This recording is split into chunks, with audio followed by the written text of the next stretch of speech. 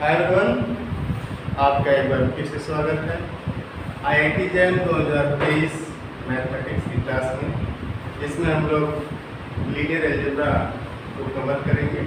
और इस linear algebra में पिछली क्लासेस में आपने देखा कि कैसे लीनियर ट्रांसफॉर्मेशन से मैट्रिक्स रिप्रेजेंटेशन लिया जाए। उसी मैट्रिक्स रिप्रेजेंटेशन पे हम लोग कुछ क्वेश्चन करेंगे और आज हम लोग ट्राई करेंगे कि कैसे कंपोजिशन ऑफ लीनियर ट्रांसफॉर्मेशन देखते हैं।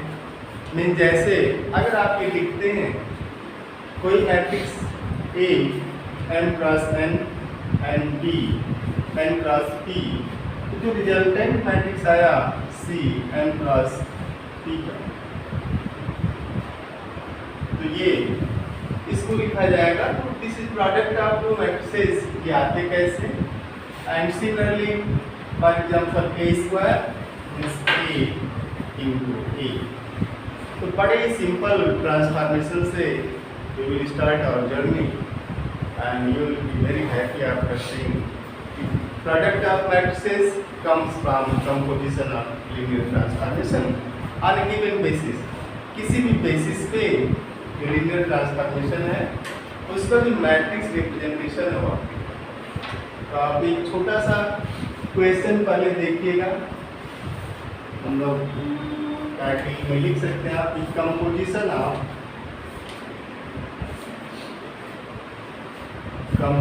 Of linear transformation. Composition of linear transformation, after that we will find matrix representation of this composition of transformation. So let us take first, for example, we will start our journey from example. Let t from R2 to R2, इसे T1 का नाम दे सकते हैं। t from R2 to R2, या हम लोग सीधे direct अभी t का ही कंपोजिशन लेते हैं। दूसरे एग्जाम्पल में T1 T2 अलग अलग and p of x y is y comma x। ध्यान से देखना, धीरे धीरे आप मैट्रिक्स रिप्रेजेंटेशन में परमुटेशन मैट्रिक्स की तरफ भी बढ़ेंगे। और परमुटेशन मैट्रिक्स वो मैट्रिक्स होते हैं जिसके एलिमेंट जो लिखे जाते हैं उसमें 0 और 1 को यूज किया जाता है।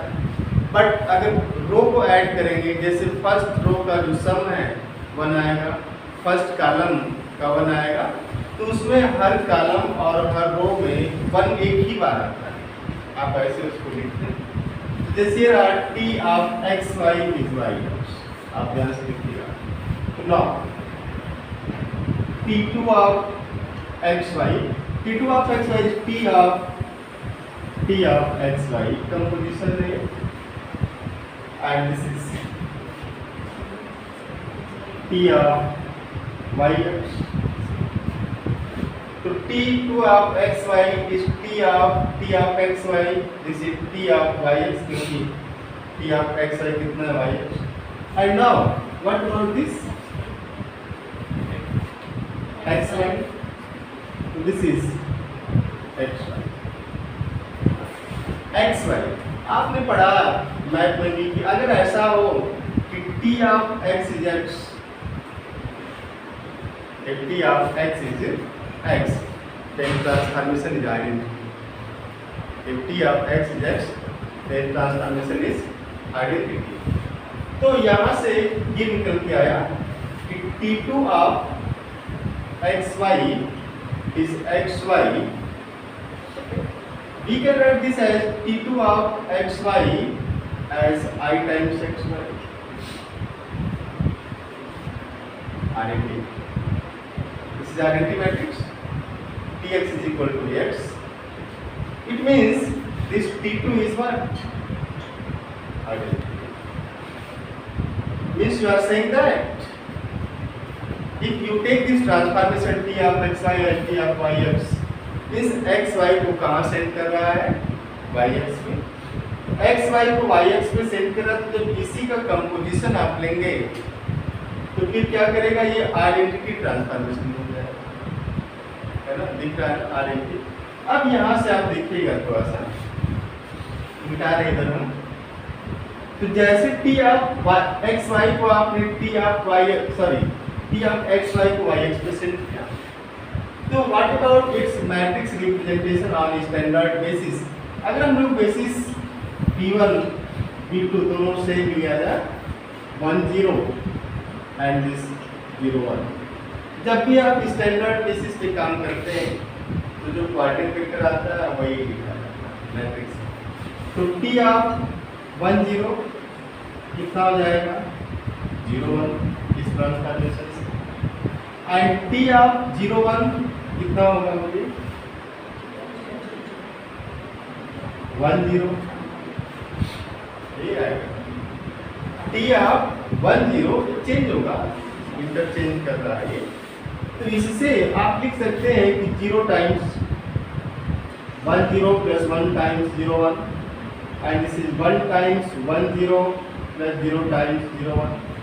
ये आपके कोऑर्डिनेट वेक्टर है, यही मैट्रिक्स के कॉलम में जाएंगे। तो T of this means matrix representation of this b1 to b2, ये बस सिंबॉलिक है। b1 to b2 means standard basis की बात की जा रही है। तो ये मैट्रिक्स क्या आएगा, तो ये 0 1 and 1 0, and say this is your matrix capital A. Say, we can say this is your matrix capital A. Now think about A square. What is A square? Now A square is 0 1 1 0 0 1 1 0, first row first column, एक बार आप लिखिएगा first row first column multiply करके, and first row second column, first row first column and first row second column. This is identity matrix I. You can write this as I2 plus 2, I2 plus 2. So A square, A is this, A square is identity, here T square is identity. It means what? It means you are saying that composition of T with T on this xy, it's your I times xy, and this I times is nothing but your A square xy matrix like this. Tx is equal to Ax. Means if we write this as T2, T2 of xy does not mean T2, it's composition of T over T, है ना। जब भी transformation हम ले रहे हैं तो composition की बात करें।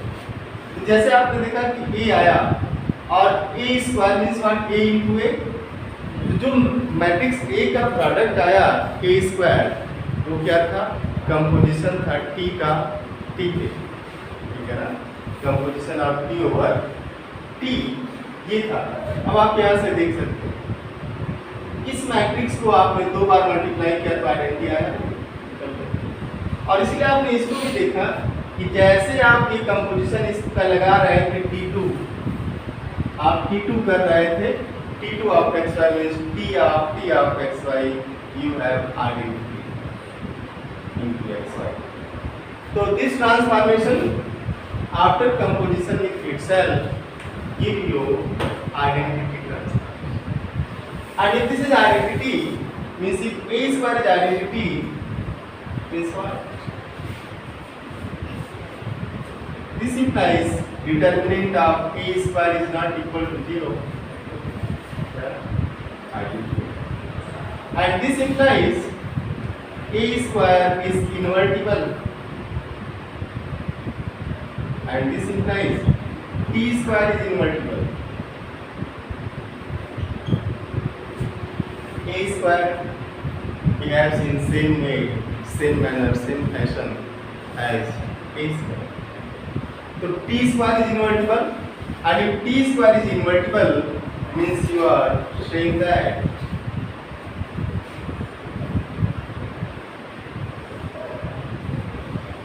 if T square is invertible, means A square is invertible, means determinant of a square is not equal to 0. It means you are saying what about this determinant of this a into b?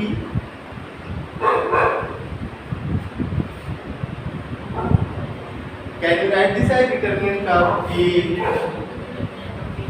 into determinant of b? Determinant is not distributive over sum of matrices. Determinant is not distributive over sum of matrices, but determinant is distributive over product of matrices.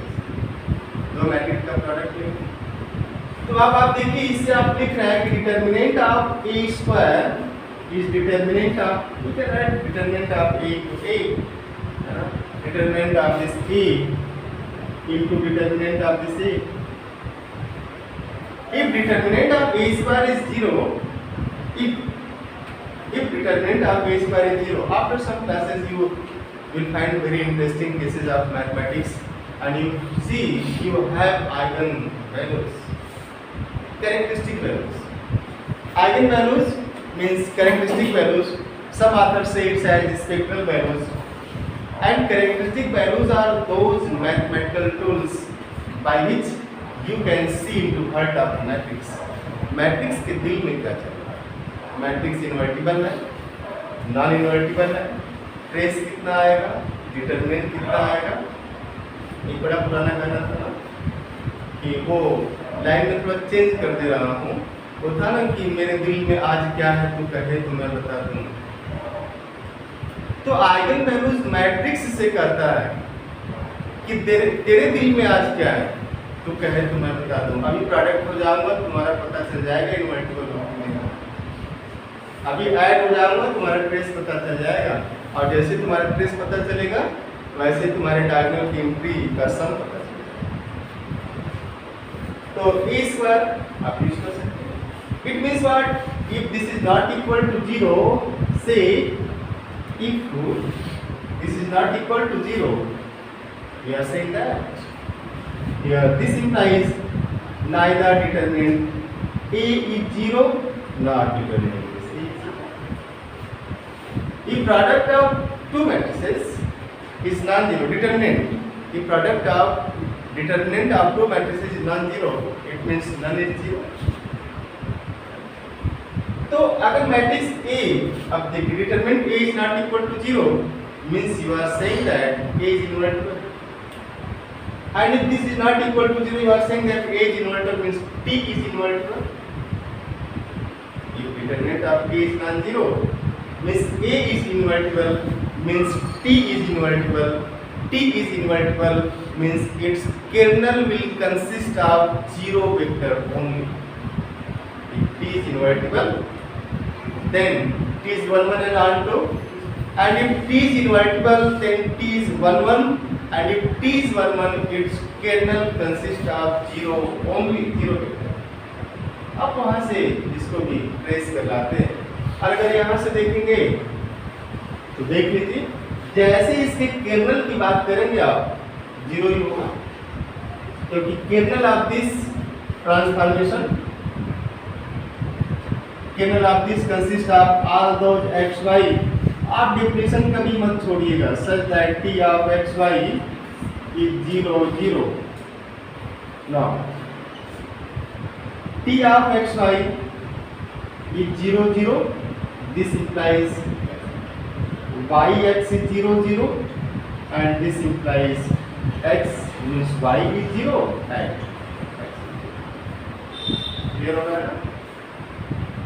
तो matrix अगर invertible है तो आप T के बारे में बताएंगे, तो जैसे ए स्क्वायर ए क्यूब, अगर हम लोग इसमें ए क्यूब की बात करते हैं, देखिए कभी कभी ना छोटा छोटा क्वेश्चन आपसे पूछ लिया जाए, जैसे ट्रांसफॉर्मेशन दे दिया गया आपको और इसी पे क्वेश्चन बना दिया जाए,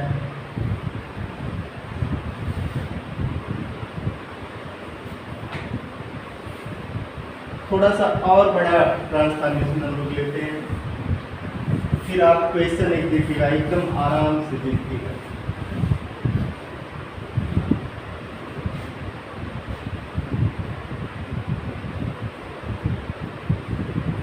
मैथमेटिक्स क्यों लोग कहते हैं दुनिया की सबसे आसान सब्जेक्ट। और जो आपने अलजेब्रा पढ़ा, ग्रुप थ्योरी को लैंग्वेज ऑफ मैथमेटिक्स का, और उसे कुछ लोगों ने हार्ट ऑफ मैथमेटिक्स, जो मैथ का दिल है। दिमाग कौन है? Real analysis. क्योंकि रियल एनालिसिस जो एनालिसिस करेगा कि अलजेब्रा ने कहा कि x + 2 = 3 means x = -1, but real ने कहा कि -1 does not belong to set of natural. Algebra तो अलाउ किया इट्स डेफिनेशन। अलजेब्रा की डेफिनेशन थी अलजेबर अलमुकाबला, वहां से आया। आप जोड़ते घटाते ट्रांसफर करते। बट लीनियर अलजेब्रा में आप देखिएगा कि जैसे ट्रांसफॉर्मेशन मैट्रिक्स दिखा आपको, मैट्रिक्स एक अरेंजमेंट होता है। जैसे आप बैठे क्लास में सीट मैट्रिक्स, आईआईटी सीधे लिखता है कि हमारे सीट मैट्रिक्स ये है, इतनी सीटें इस कैटेगरी में, इतनी सीटें इस कैटेगरी में, इतनी सीटें इस कैटेगरी में। मैट्रिक्स एक अरेंजमेंट ही है, ठीक है ना। उस अरेंजमेंट को देखते हैं। तो आप एक छोटा सा और एग्जाम्पल लीजिएगा। P from R3 to R3, एकदम आराम से देखना है, क्लास आपकी है, ठीक है ना। मैं तो एक साधन मात्र हूँ कि किताब की बातें आप तक पहुँचा रहा हूँ। तो T from R3 to R3, T of x y z is y z x. T of x y z is y z x. Correct? Then हम लोग इसे एज इक्वेशन भी ले सकते हैं। Then first option t cube is identity, t square is t, option C आप लिख लीजिएगा, मैं ऑप्शन को मिटा ही दूंगा। t4 is t and d, t is invertible। then these are the following। तो t from R3 to R3, t of x y z x। ये transformation बड़ा इंटरेस्टिंग होता है। ट्रांसफॉर्मिंग आप करते हैं, कभी वो ऐसा कुछ किया आपने जो एक व्हील को रोटेट कर दिया। आप इसको देखिए, टी एक्स वाई जेड को कहाँ भेज रहा है? वाई जेड एक्स को भेज रहा है। एक बार मैं आपको ले चलता हूँ सपनों की दुनिया में, नहीं बट ऐसा कुछ है नहीं कि ट्रायंगल से होता है, ऐसा कुछ मन में नहीं लाना। ये जो लिखा गया ट्रायंगल के वर्टिसेस दिए गए, बट अगर आप ऐसा कुछ लेते हैं ये इस तरीके से रख लेते हैं इसको, आप थोड़ा सा सर्कल ऐसा बनाएगा कि लगे कि सर्कल है। ए बी सी से एक्स वाई जेड। तो जब भी इस ट्रांसफॉर्मेशन को इस पे लगाया गया तो इसने क्या किया, देखिए ध्यान से, x को कहाँ भेजा? y पे, x y पे, y z पे, y z पे, मीन्स x की जगह y, y की जगह z और z की जगह कौन आ गया? x आ गया, है ना। तो ऐसे आप कर सकते हैं। x आया, सॉरी y आया x की जगह, x y z में क्या वो y आया x की जगह और x गया z की जगह, z गया y की जगह, ठीक है। अब जब इस पे आप दोबारा लगाएंगे तो y यहाँ आ चुका है, तो y फिर कहाँ आएगा? z की जगह, z कहाँ जाएगा? y की जगह, y कहाँ जाएगा? आप रोटेट करिए उसको। इससे देखिए जैसे आपको रोटेट करना है कि एक्स वाई जेड को कहाँ भेज दिया, वाई जेड एक्स, तो T of x y z, this is T of x y z, ऐसे T of y z x. तो वाई जेड एक्स से आप लिखेंगे तो क्या आएगा, आराम से देखिए, एक्स गया जेड की जगह गया ना, और वाई की जगह कौन आ गया, जेड आ गया। तो वाई की जगह जेड आया और जेड की जगह एक्स गया, एक्स की जगह वाई आया। तो अब कौन जगह लेगा इसकी, जेड, फिर एक्स, पक्का वाई।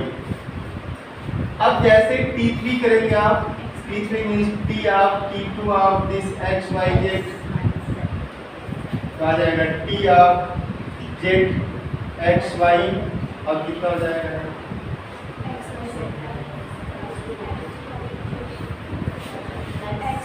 पहले ट्रांसफॉर्मेशन चाहिए, इसकी जगह y ले लिया, तो आप क्या करेगा, इसकी जगह x लेगा x, और इसकी जगह z लिया था।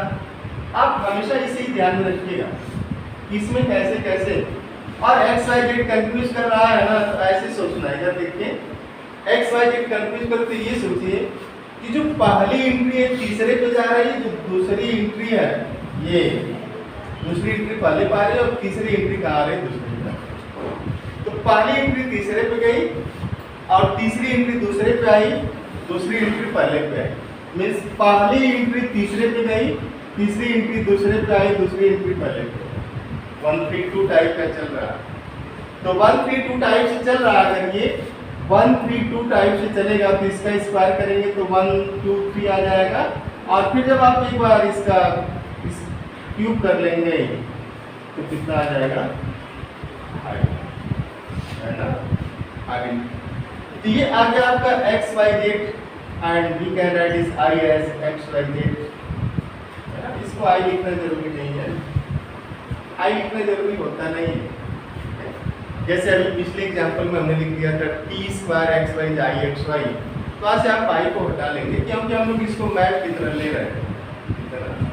तो उस पिछले एग्जांपल में भी आप टी स्क्वायर एक्स वाई को आई टाइप से लिखने की कोई जरूरत नहीं, और लिख भी देते हैं तो फर्क नहीं पड़ता उसमें। तो टी क्यूब कितना आ गया, x y, T cube of, T cube means transposition of T, sorry composition of T with T, x y z is x y z means identity है। तो T cube is identity, T square, if T cube is identity, आप ध्यान से देखिएगा। अब आपने एक चीज तो निकाल ली थी कि टी क्यूब कितना है, आइडेंटिटी है, यहां से since T cube is identity, this implies determinant of T cube, T cube means हम लोग मैट्रिक्स रिप्रेजेंटेशन की बात कर रहे हैं, this is not equal to 0, and determinant of t cube is not equal to 0 means you are saying that determinant of t is not equal to 0, means this implies determinant of t is not equal to, determinant here, determinant of t means determinants of a, where a is matrix representation of this t on given basis, or we can take standard position.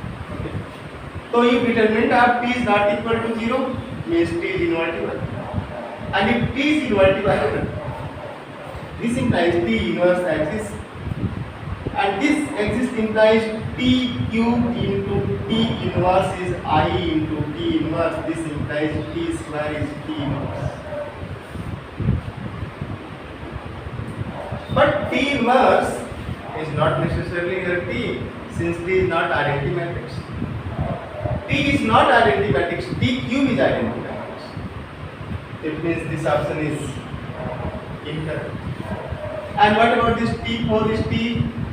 If T cube is T T4 is T, T cube is T. This implies T cube T is composition and T is. तो ये पूरा कैसे आप composition को देख रहे थे। तो अगर ये दोनों एग्जाम्पल थोड़ा सा भी समझ में आए, क्वेश्चन अब इधर से पूछे जाएंगे आपसे, ठीक है ना। अभी जो ट्रेंड चल रहा है ना, उसमें ये ट्रेंड चला है कि सिलेबस में जो इम्पोर्टेंट है वो तो हमेशा रहेगा, बट ऐसे जो चीजें छूट रही, जो पूछा नहीं जा रहा, जहाँ पे अटेंशन आपका कम है, क्योंकि ये आपके नॉलेज का सिलेक्शन नहीं, टेस्ट नहीं है, ये आपके नॉलेज का टेस्ट नहीं है, क्योंकि आईआईटी तो बोल ही रहा है ना कि 55%, और अभी दो लोग वो भी हटाने जा रहे हैं जब से, अच्छा कोविड में हटाया था कि 55%, वो बोलते 55% अगर आप हैं तो आप आइए, हम आपको रोकेंगे, आईआईटी सीधी आप आइए, हम आपको रोकेंगे। और अगर आप 55 भी नहीं रोक पाते हो आपको, आप एंट्री ले लेते हैं, तो उनके लिए ये मैटर नहीं करता कि आप 80% में 90% है, उनके लिए मैटर करता है कि 55 है तो आप बहुत, आप आइए तो, है ना, एक मुठभेड़ हो जाए हमारी आपकी। तो उसमें क्या होता है कि इनकाउंटर में कौन जीतता है, एक बैरियर होता है, ठीक है। तो वो क्या करते हैं, जैसे आप जब तैयारी करते हैं तो आपका मेन फोकस होता है कि क्वेश्चन कैसे कैसे आएंगे, तो उन्हीं क्वेश्चन को आप लगातार पढ़ते हैं, और इसीलिए कहा जाता है कि आप हमेशा कंसेप्ट पढ़ाते हैं, कंसेप्ट बेस्ड चीजें पढ़ा करिए। जैसे कल एक क्वेश्चन उठा था कि फ्रॉम R5 to R2 में, है ना, और उसकी रैंक नल्टी थ्योरम से रैंक आ गई 3, जबकि कोडोमेन स्पेस की जो डायमेंशन थी वो 2 ही थी। तो वहीं से क्लियर हुआ कि ऐसा हो नहीं सकता। 2021 में एक कोई क्वेश्चन पूछा गया है ना, 21 था ना, आईटी जैम 2021 में एक क्वेश्चन नंबर 12 ऐसा है लीनियर ट्रांसफॉर्मेशन पे। तो अगर आप बेसिक कंसेप्ट पढ़े हुए तो आपको दिखेगा कि एक्चुअल में चल क्या रहा। तो जैसे जो सिलेबस में चीजें हैं, कोचिंग में जाने का कुछ तो एडवांटेज मिलना चाहिए, और एक कोचिंग इसलिए नहीं कि आपको पहुंचा जाए क्वेश्चन दे करके, जैसे 100 क्वेश्चन दिया और रोज सुबह आते किया नहीं, ये यहाँ पे आपको ट्रेनिंग दी जाती है, एक ऐसी ट्रेनिंग दी जाती है जिससे देता है कि जब आप क्रिकेट को तो देख ही रहे होंगे, क्रिकेट मैच, तो उसमें ट्रेनिंग दी जाती है। आपने देखा कितना भी महान खिलाड़ी होगा, है ना, भारत के आप खिलाड़ियों को देखिए, सचिन तेंदुलकर जो गैरी कर्सन के अपोजिट में खेले हुए दूसरी टीम से, और वो उनके कोच बन के आ जाते हैं, और कोच बनने पे वो बड़ी शिद्दत से ट्रेनिंग करते हैं। तो इसलिए बहुत ही जरूरी कि आपको जब लगे कि आपको सारी चीजें आ रही हैं तो आपका सतर्क होना बहुत जरूरी। अगर आप उस समय सतर्क नहीं हुए तो आप गिरेंगे, क्योंकि आपको हो गया कि आपको सब कुछ आ रहा है।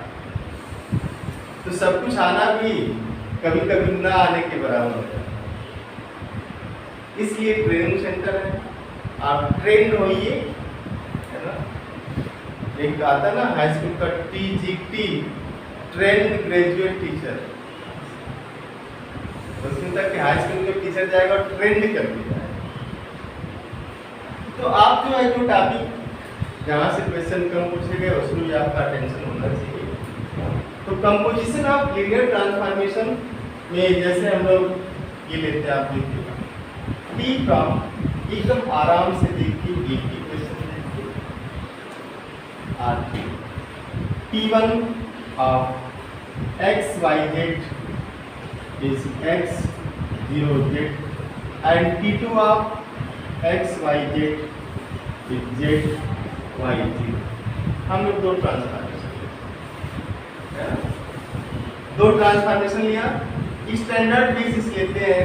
आप इसको आराम से समझिएगा, स्टैंडर्ड बेसिस लेते हैं दोनों के लिए, तो P1 P2 सब ले लिया, 1 0 0 0 1 0, एंड दिस 0 0 1।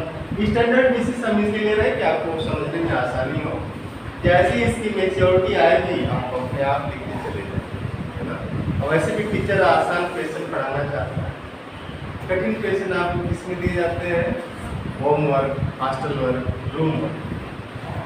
तो T2 ऑफ दिस, तो जैसे कि डायरेक्ट अभी तो आप 2-3 क्लास कर चुके हैं, तो अगर इसके डायरेक्ट मैट्रिक्स को लिखा जाए तो T1 जो मैट्रिक्स होगा इसका से दिस इज A, देखिए आएगा 1 0 0, तो 1 0 0 मींस पहले इसमें आएगा 1 0 0। अब इसको रखिए 0 1 0, तो 0 1 0 क्या हो जाएगा? पूरा का पूरा 0 0 0 हो जाएगा, क्योंकि स्टैंडर्ड बेसिस पे जो आता है इमेज वही कोऑर्डिनेट वेक्टर बन जाता है। फिर आप 0 0 1 को रखेंगे तो क्या हो जाएगा? 0 0 1, ये मैट्रिक्स A, ठीक है। अब आप मैट्रिक्स B ले लीजिए T2 के लिए। जिनको ये समझ में नहीं आया, जो बच्चे ऑनलाइन होंगे जिनको समझ में नहीं आया, वो लोग एक वीडियो इसमें पड़ा हुआ है ट्रांसफॉर्मेशन को देख सकते हो। तो इसमें 1 0 0 आप आराम से देखिए 1 0 0, इसमें जाएंगे तो क्या हो जाएगा?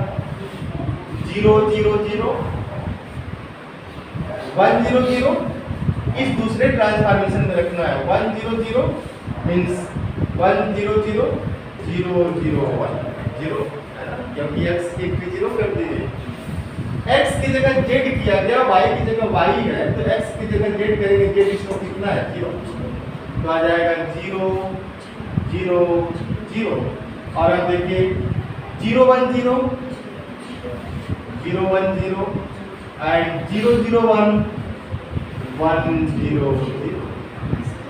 What about AB? AB product of this to.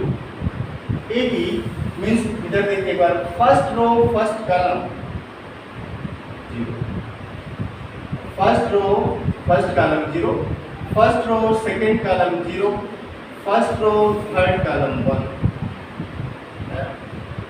Second row first column 0, second row अब सब 0 दे देगा क्योंकि इसमें सारे 0 है। Third row first column 0, third row second column 0, third row third column. तो AB कितना आया? 0 0 1 0 0 0 एंड 0। तो यहां से आप बड़ा ही क्लियर कट ही बोल सकते हैं कि this implies determinant of AB is equal to 0। और एग्जांपल ये ऐसा था, आपने देखा कि इसमें तो इसकी डिटरमिनेंट 0 है, क्योंकि किसी मैट्रिक्स में पूरा एक रो या एक कॉलम 0 हो जाए, कोई पूरी रो ही 0 हो जाए या पूरा कॉलम ही 0 हो जाए, तो डेफिनेटली वो मैट्रिक्स का डिटरमिनेंट 0 हो जाता है। तो अगर 0 हो गया डिटरमिनेंट, तो अब यहाँ से एक चीज तो फंसती है कि या तो ये R2 नहीं होगा या फिर 1 1 नहीं होगा। और जैसे आप इसमें भाग के जाएंगे T1 के पास भाग के चलिए, जैसे T1 के पास भाग के जाएंगे तो जब इसका आप केर्नल लेंगे, kernel of T1, kernel of T1 consist of x y z such that T of T1 of x y z is 0 means x 0 z is 0 0 0 means x is 0 z is 0 y is free। तो y free होने का मतलब कि उसका जो kernel है उसमें 0 y 0 आएगा। अब इसको ऐसे भी देखिए, R3 का मैप है, ये पूरे R3 को कहाँ भेज रहा है? XZ प्लेन पे भेज रहा है। तो जब पूरे R3 को XZ प्लेन, जैसे पूरा R3 है रूम, हम लोग R3 में हैं, हम यहाँ खड़े हैं R3 में, यू कैन सी मैं R3 में हूँ। आप आते हो उधर से और एक जोरदार टक्कर मेरे सर पे देते हैं, मेरा जेडी मेरा क्या 0 हो गया था? XZ plane. इस प्लेन को आप XZ कंसीडर करिए, ये y है, ये पूरा y ले लीजिए, प्लेन आप बदल सकते हैं, कोई दिक्कत नहीं। ये पूरा y है, मींस हम अपनी हाइट को y से ले रहे हैं। XZ इन जनरल तो XY प्लेन है, बट आप मैथमेटिक्स से स्टूडेंट हैं, आप उसको चेंज करिए, XZ प्लेन करिए। और आप हम पढ़ा रहे हैं, आप बोले कि ये बहुत पढ़ा रहे हैं, तो कब से झिला रहे हैं और आप एक आए लेकर के खट से रख के मेरा y 0 चला गया। तो जब y पूरा 0 जाएगा, पूरा y 0 हो रहा है, इसका मतलब क्या हुआ, जो y एक्सिस वही केंद्र में जाएगी, 0 हो रहा है क्योंकि x जेड तो फिक्स हो जाएगा। तो इसका मतलब इसकी नलिटी 1 है। सेम आप इसमें आएंगे, इसकी भी नलिटी 1 हो जाएगी, नलिटी 1। तो नलिटी 1 है, तो नलिटी अगर 1 आ गई तो क्लियर है कि फिर तो 1 1 तो नहीं हो सकता है ना, 1 1 होगा नहीं। तो अब जो मैट्रिक्स मिला ये मिला है ना। तो आप देखिए यहाँ से हम लोग अब बात करेंगे, आप मैट्रिक्स को लिख सकते हैं A इंटू B को आप लिखिएगा जैसे 0 0 1 0 0 0 0 0। जरूरी नहीं कि आप हमेशा सॉल्व भी करें, थोड़ा सा आप ये भी केस क्या करिए, कौन उठ के कहाँ जाता है, कौन उठ के कहाँ। अक्सर आप बोलते हैं कि हमको पता है ये यहाँ से निकलेंगे तो कहाँ जा रहे हैं, अक्सर आप बोलते हैं, आपका परसेप्शन गलत भी हो सकता है। तो जैसे हम लोग अब कंपोजिशन की बात करेंगे, आराम से देखना है, T1 composition T2 of x y, ध्यान से देखिएगा, मैट्रिक्स A T1 का है, मैट्रिक्स B T2 का है। तो T1 of T2 x, sorry this is x y z, x y z, and this T1 of T2 z y 0। अब T1 जो है x y z को भेज कहाँ रहा था, x 0 z। आप उसकी चक्कर में मत पड़ेगा कि ये मतलब हम x ये इंट्री है, तो ये क्या करेगा, z को कहाँ भेजेगा, z पे, इसका x तो यही है ना। आप ऐसे x y z मत देखिए, इसमें देखिए कि पहली एंट्री को पहले जगह किया, तीसरी को तीसरे, दूसरी को 0 कर रहा है। ये पहली को पहले जगह किया, दूसरी को 0, तीसरी को 0। तो ये आ गया T1। अब इस T1 से जो मैट्रिक्स मिला था वो क्या हो जाएगा, रखना हमको 0 0 0 रखिए, फिर रखेंगे 0 1 0, गलत लिख दिया, फिर आप रखिए 0 0 1 को, क्या हो जाएगा 1 0 0। ये ना इसमें रखना है, ये एलिमेंट उठा करके यहाँ से एलिमेंट उठाइए सीधे, दिस अच्छा ठीक है, इधर मैट्रिक्स आप देखिए ये आ गया। नाउ जो T1 ऑफ T2 है, इसका मैट्रिक्स रिप्रेजेंटेशन आएगा कितना, T1 ऑफ x ये 1 0 0 वही लिखा जाता है, T1 ऑफ 1 0 0। तो T1 ऑफ 1 0 0 कितना आएगा, आप इसी को मानेंगे ना 1 है ना, 1 इसको मानना है ना।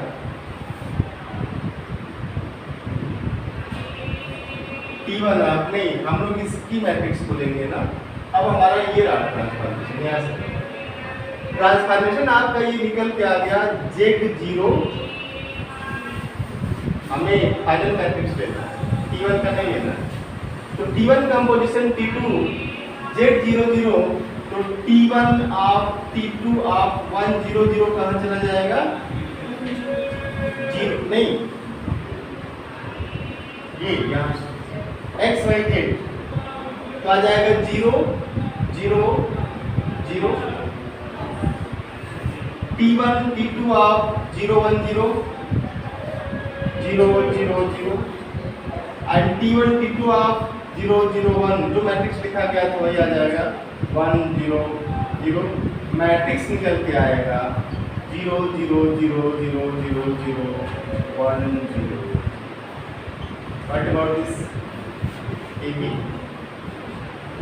तो T1 आपने देखा, matrix representation of this T1 composition T2 on this case is T1 to T2 इस matrix representation of T1 into matrix representation आए।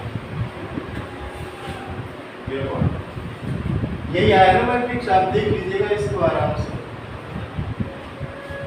इसमें क्या है कि इनके कंपोजिशन का जो मैट्रिक्स आएगा वो इनके अलग अलग मैट्रिक्स के प्रोडक्ट के ही बराबर है, ठीक है ना, अलग अलग मैट्रिक्स के प्रोडक्ट के बराबर है।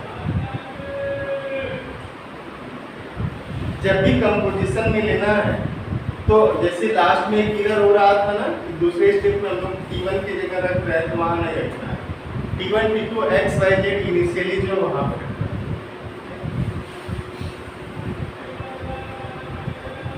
अब अगर T2 T1 किया जाए तो हमने T2 को मिटा ही दिया।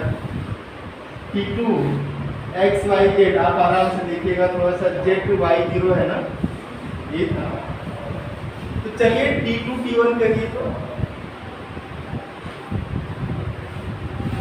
T2 composition T1 of this x y z means T2 of T1 of x y z, this is T2 of T1 x y z x 0 z, और T2 x y z को कहाँ भेज रहा है, यहाँ T2 x y z, तो इसको x y z की तरह ट्रीट करना है आपको, x y z, तो क्या करना है z y 0, तो आ जाएगा z y 0, फिर वही ट्रांसफॉर्मेशन निकल गया। तो ये यहाँ पे हो रहा है, बट हमेशा ऐसा नहीं होगा, हमेशा ऐसा नहीं होगा। जैसे तो एक एग्जाम्पल लिया गया है ना, इस एग्जाम्पल में ये आ गया कि T1 composition T2 is same as T2 composition T1, means हम लोग यहाँ पे ये कर रहे हैं कि this matrix representation of this T1 T2 is same as T2 T1, clear? But this is not always same, means आप ये कर रहे हैं कि इसका जो आया AB, इसे जनरलाइज करके कदाप नहीं यूज करिएगा, जनरल केस नहीं तो पर्टिकुलर केस ली गई है। तो यहाँ से ये भी AB आया और ये भी जो प्रोडक्ट हो वो AB ही आ रहा है, प्रोडक्ट जो फाइनल प्रोडक्ट लिखा गया। तो जो मैट्रिक्स A मिला हुआ था, मैट्रिक्स A, और जो मैट्रिक्स B था, याद है आप लोगों को, काफी में होगा ना काफी में। तो B क्या है मैट्रिक्स, थोड़ा बोलिए तो, कॉलम वाइज एंट्री बोलिएगा। ये यहाँ BA लिखना है, BA not A। Column wise entry बोलिए A की, बोल दीजिए 1 0 0 एक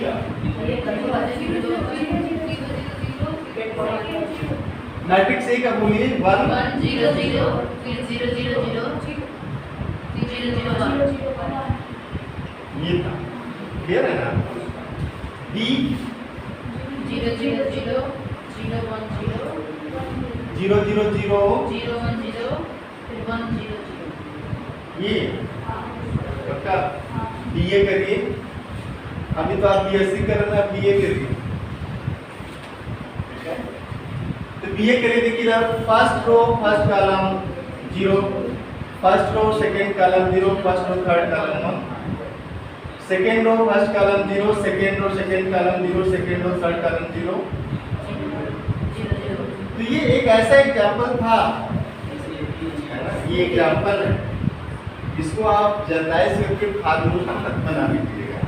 ये तो फार्मूला की तरह हम यूज करेंगे, T1 T2 हमेशा है बराबर, हमेशा इक्वल नहीं। तो अब जो है एग्जाम है, तो आज प्रैक्टिस के लिए आप बस एक काम करिए, वो काम ये है कि आप कोई काम न करना भी एक काम होता है, उसको आराम दो। लिखने के अब दिन भर आराम करेंगे तो फिर लोग बोलेंगे आराम हराम है। तो टी, अब देखिए आपको भी पता चल जाएगा क्यों आसान पढ़ाया जाता है और क्यों कठिन दिया जाता है। हम लोग इसी पे यहाँ लिख दे रहे हैं T1 T2 कामा लगा T1 T2 एग्जाम में ऐसे पूछ देगा साथ। तो T1 T2 from R3 to R3 में दोनों डिफाइन है। And T1 x y z is x plus y z and T2 x y z is x plus y z x। ठीक है, तो आप निकालेंगे T1 T2 and T2। Standard basis लेना है ना, बेसिस जो है आप B2 दोनों के लिए 1 0 0 0 1 0 एंड 0 0 1। ठीक है ना, स्टैंडर्ड बेसिस R3 का। मैट्रिक्स भी लिखना है, आप मैट्रिक्स लिखेंगे दोनों को देखेंगे सेम है या अलग है। What about nature of this T1? Is T1 T2 invertible? If yes then it's okay, if not then what is the nullity of this T1 T2? इस T1 T2 की नलिटी के बारे में भी आप बात करेंगे कि nullity of T1 T2 is what, rank of T1 T2 product this two. तो सिमिलरली आप T1 T2 से बाहर आ जाइए। T, S from R3 to R3 and T of x y z as z x y and S of x y z as x z y। इसको आप composition लेना है TS and ST। ये composition है, product नहीं है ना। इधर आप लिखिए स्टैंडर्ड बेसिस।